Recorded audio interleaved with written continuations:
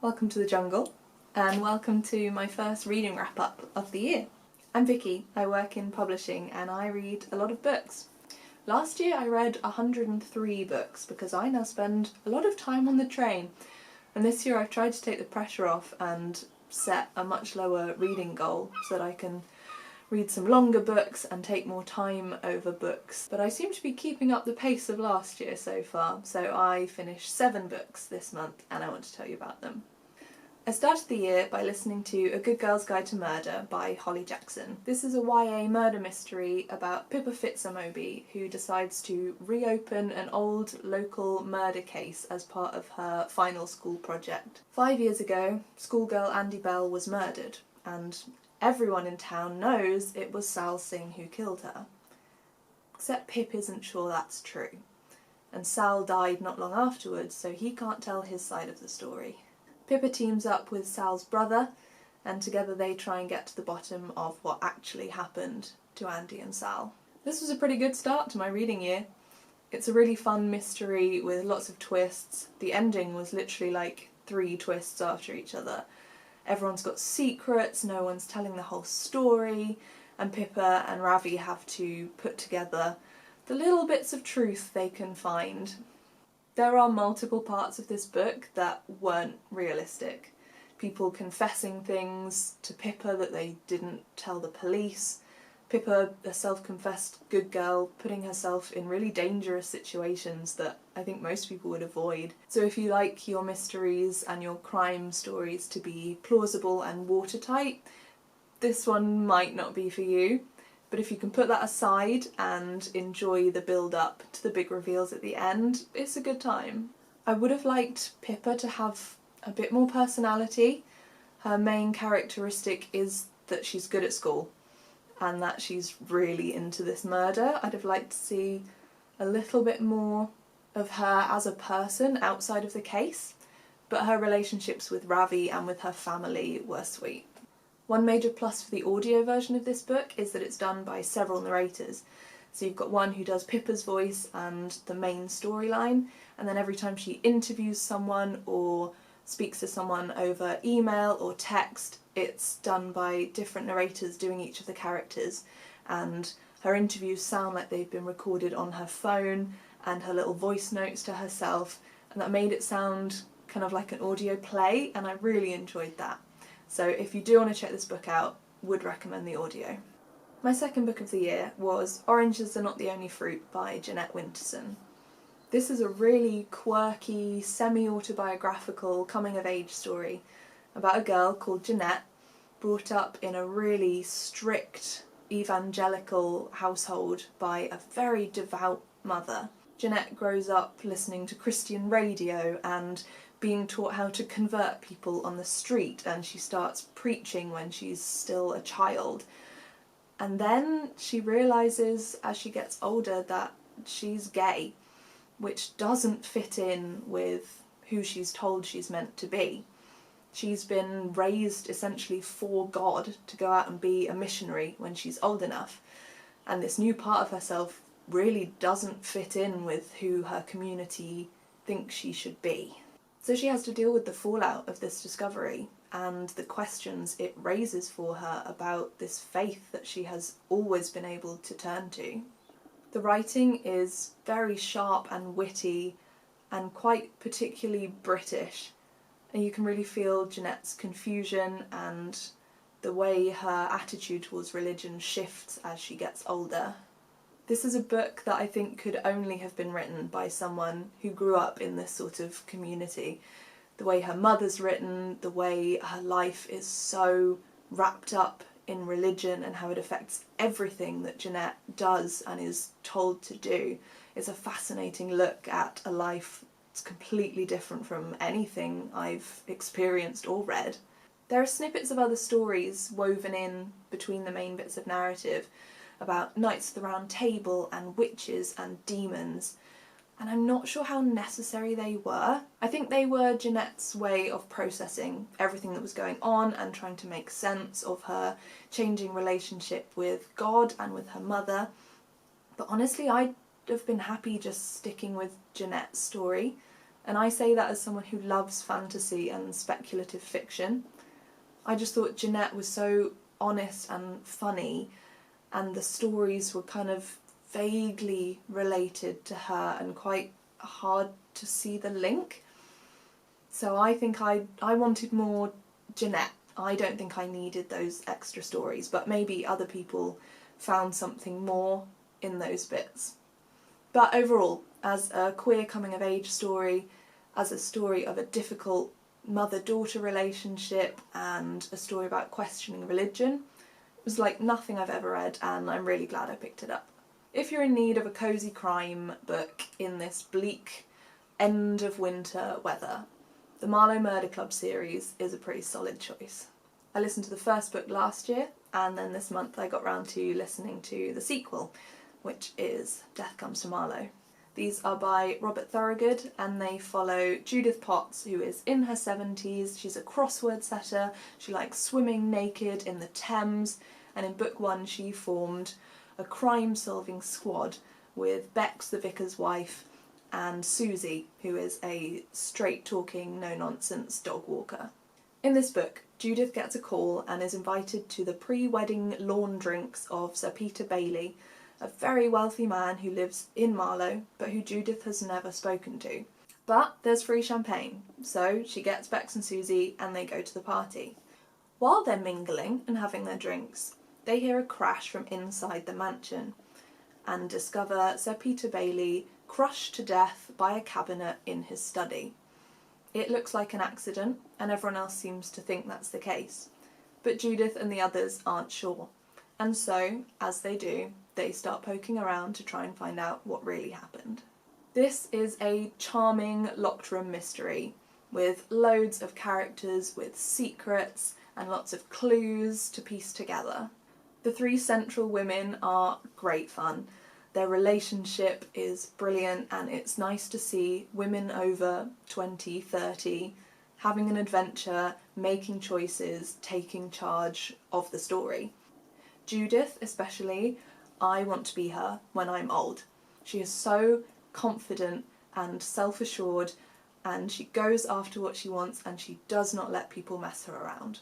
The narrator does a great job with the 3 central women and with Detective Sergeant Tanika Malik, who they work with, and all the side characters. This maybe wasn't quite on the same level as the first book in terms of depth into the main characters, but it was still fun, and I liked the premise of the murder in this one and how it all came together, and I will definitely be keeping an eye out for the next book in the series. My first non-fiction book of 2023 was Mother Tongue by Bill Bryson.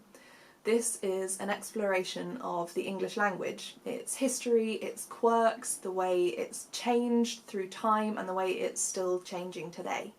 I am fascinated by linguistics. I did English language A-level and absolutely loved it. If I was an 18th century rich man and I could just pursue my interests, linguistics would be right up there.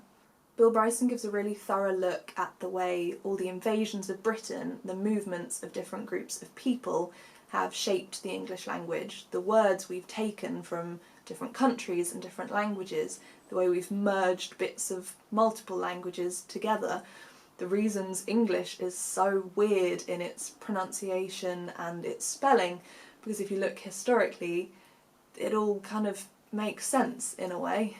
I think my main criticism of this book is the way he writes about other languages and cultures. He makes fun of English a lot, but it feels slightly different when he's talking about other languages. It feels like our language is really silly, but we're still better because they do these couple of silly things in the way they speak and write. I don't know, this book was written a couple of decades ago and it feels like it. There are some terms that wouldn't get past his editor now. Maybe there are newer editions where those couple of little bits have been updated. I hope so. But overall, if you're interested in language, especially in English, I would really recommend this. It's reminded me how much I love words and all the silly things about language, and now I need to pick up loads more books about linguistics. I read Word Slut by Amanda Montell last year and loved that as well, so If anyone else is into linguistics and can recommend me anything, please do. And then, having just read about all the uses of the English language, I thought it was time to read a Shakespeare. I hadn't read a Shakespeare play in nearly a decade, but then I saw there was a production of As You Like It, and I decided I would read it and then go and see it. This play follows Rosalind and her cousin Celia as they leave Celia's horrible dad's court and run into the Forest of Arden. Rosalind disguises herself as a boy, and then there's all sorts of confusion and blossoming love and a lion at one point.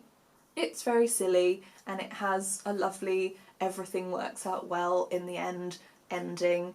I did have more fun watching it than reading it, but I have done a whole separate video about that, so I will link that in case you are interested in chat about Shakespeare or theatre in general. I joined the library in January, and the first book I took out was The Island of Dr. Moreau by H.G. Wells. I don't really read that much sci-fi, and the only other H.G. Wells book I've read is The War of the Worlds, but I really enjoyed his classic, straightforward narration style, so I saw this one and thought I should give it a go. This follows a man called Edward Prendick who survives a shipwreck somewhere in the Pacific, gets rescued by a man called Montgomery, and taken to a strange island.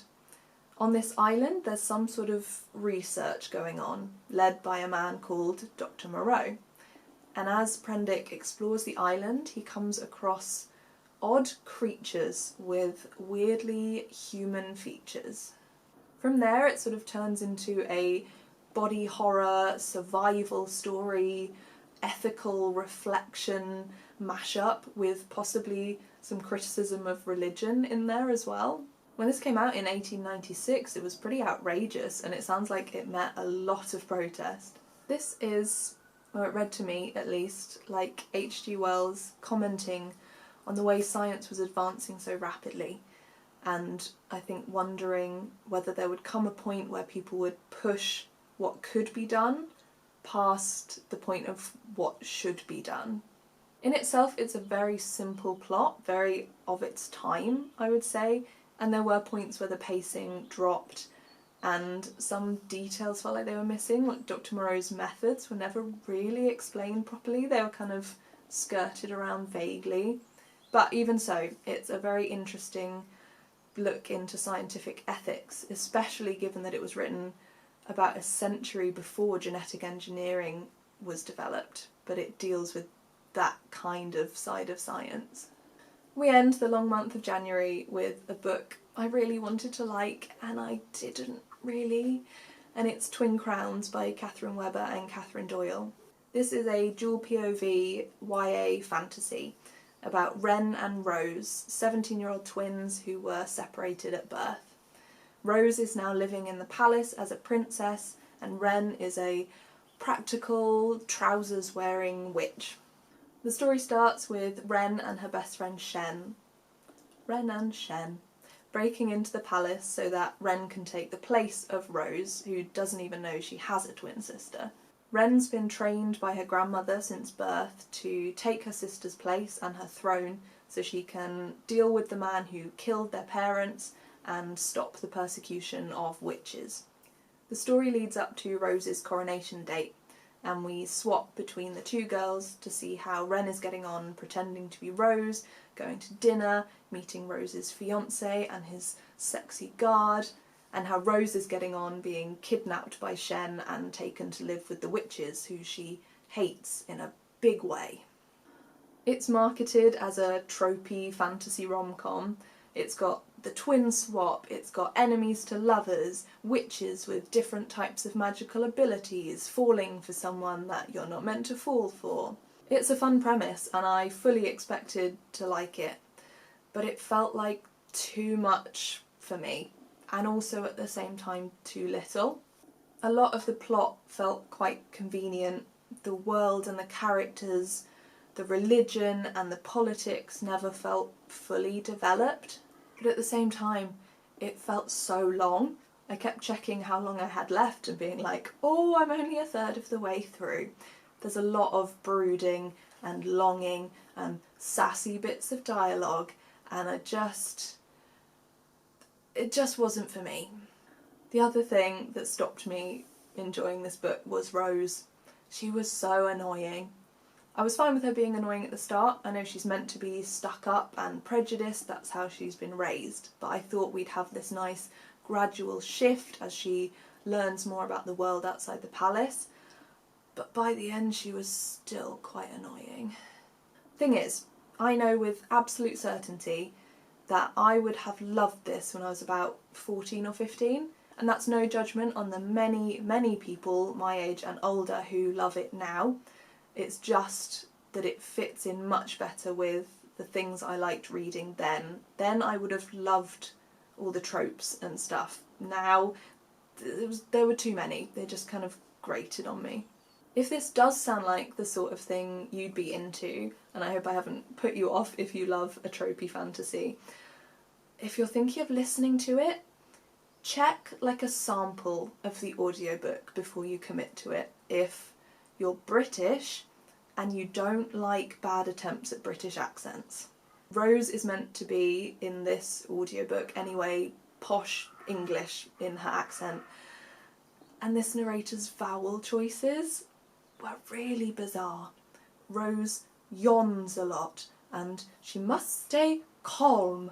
She gives Shen a Scottish accent, but it's not like the accent of any Scottish person who exists, I don't think. So if you're Scottish or fussy about accents, read it with your eyes, not your ears. And that's everything I read in January.